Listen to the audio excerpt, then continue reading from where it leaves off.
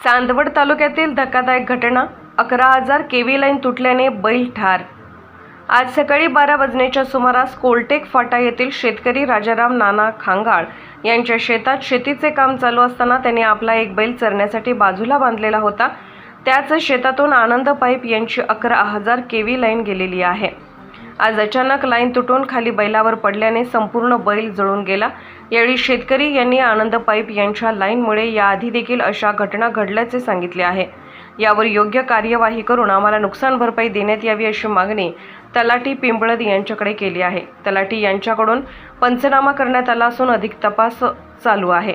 मग या पोलव झाला तिकडे झाल्यानंतर तर इकडे डायरेक्ट म्हणजे पूर्ण अशी तार इडून तिडून पेटली डायरेक्ट खाली पडली। हा ना।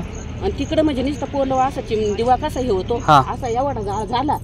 पण इकडे आल्यानंतर इडून आहे ना डायरेक्ट त्या आहे ना ये हॉटेल पर्यंत आहे ना पूर्ण इडून तिडून नुसतं जळेल दिसत आम्हाला तिडून पाळता येईल। लाल झाली एकदम इडून तिडून चांगला जाळ चालू होता। आम्ही तर म्हणलं शेडाच्या अंगात शेडच चेटलं म्हणे कशामुळे जळाली ते काही सांगता यायचं नाही।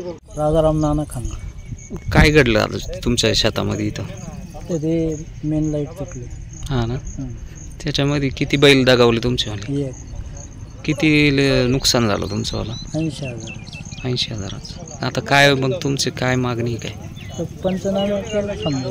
हां मग काय होईल ते काही बोलले काही? हा करू बस। घडलं ती सांगा ना थोडंसं। मेन वायर तुटली, हां खाली पडली, बैल बिचकल्यामुळं त्याच्यावर आला लटकलं। लोकमान्य 24 न्यूज साठी सोमनाथ जाधव, चांदवड।